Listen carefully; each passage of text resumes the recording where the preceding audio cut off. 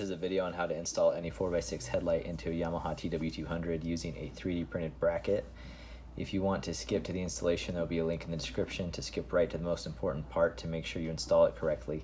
And I highly recommend that if nothing else, you watch that part before attempting to install it. You can purchase this headlight on eBay. There's a link in the description. Shown in the photo, it shows that there's the headlight mounted to the bracket. And to be clear, all you're getting with this listing is the bracket itself. And then you go and buy the style of headlight that you want, so you can pick your own design that you like the best. And then this video will help you install it.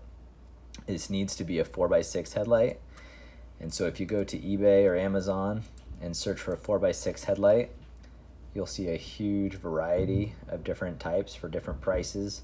A lot of times they'll come in packs of 2 or 4. And so you'll probably want to find one that just has one in it. A lot of them have different styles of daytime running lights, high beams, stuff like that. The light that we used in the tutorial is this very top one right here for $29, but there's some for a little cheaper or about the same price.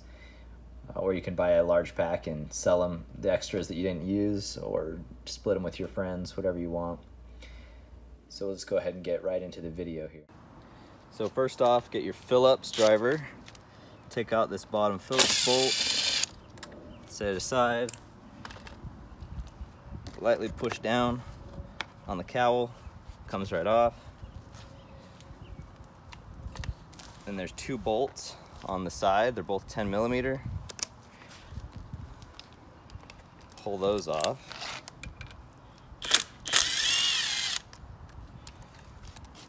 Careful not to let it drop. Should stay. And then wiggle your house light out. It pops off of a tab right on the bottom that goes right in there. And then just unplug it, and that's all it takes. As soon as you get your bracket, take out the screws, put them aside. Bracket taken apart, we just set our new headlight in. A lot of these headlights will say DOT or some sort of lettering on the top, and so you know that's your top. You have your tab on the top, so we know it's oriented, it's seated right. Not all headlights are made equally, so if you have any issues with fitment, contact me and I can send you a modified version that will fit your specific headlight. But for the most part, these are all 4x6 headlights and they should fit. Go ahead and put your screws back in, and then take your Phillips screwdriver. Don't over torque them if you're using an impact. Don't go crazy with it. It's strong, but it is plastic. All right, at that point, your headlight is now in the bracket and it's ready to overhaul from the old assembly. So we're gonna set this off to the side. The new headlight, or the old headlight that we're gonna switch over, but we're gonna utilize all these brackets. And so first thing you're gonna wanna do is you're gonna wanna save this foam, because this is what's gonna shield your lighting from bleeding through. It's kind of hard to get it off without ripping a little bit, but if you're careful, you can salvage it for the most part. You shouldn't have to take the foam all the way off, just the sides. So you can flip this side up to reveal all the hardware behind it. And so first off, pull these metal retainers and the rubber grommets. These will get in the way if you don't take these off. Okay, and now what we need to do is remove these 2 spring-loaded screws that are your headlight adjustment. It's a lot easier if you use a drill, but just go slow with it so you don't strip it out. You can see the headlight moving backwards because that's the spring releasing. Okay, that's at the end of that one. Do the same thing on the top. All right, that should do it. Okay, pull your screws out, set them aside. Don't lose your springs.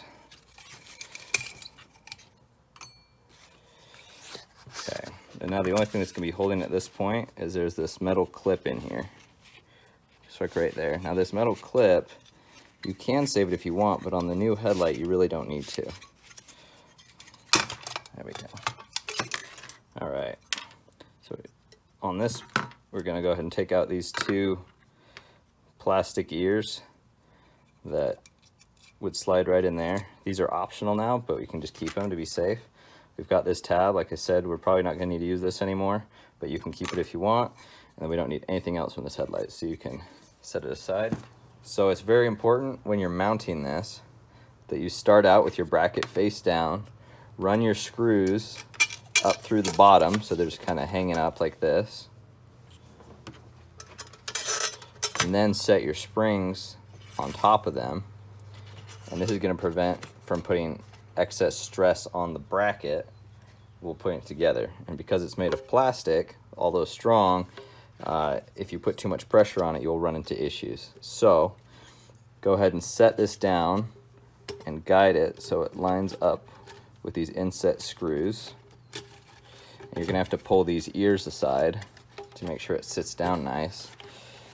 And then just get it so it lines up just like that. That's right where you want it. And then keep pressure on it, flip it around, and use a Phillips screwdriver to get them started. And once you get them started, you can finish them up with a drill. Doing this only with screwdrivers will take a long time trying to compress those springs. So we got just like that. And you might need to push in so these ears will slide down. You see they're really tight up against the edge of the bracket. So just kind of make sure that they're working with you. And once again, just don't put a ton of pressure on these, just go slow. When you compress these, do one side at a time.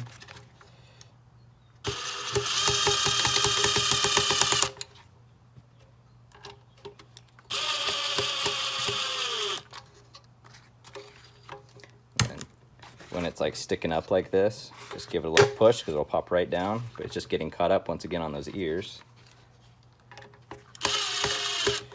Just like that.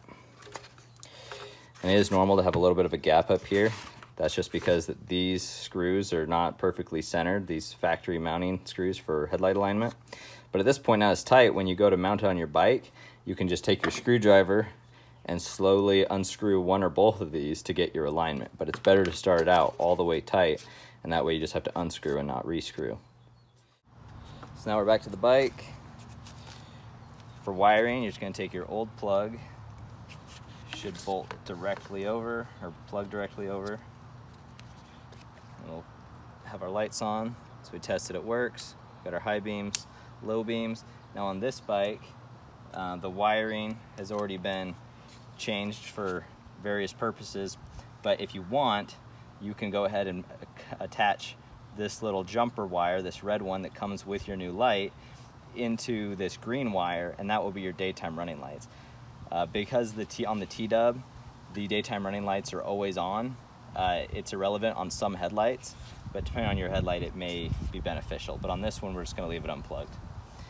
So you're going to go and get your little mounting rectangle right there, put it on this alignment bolts on both sides.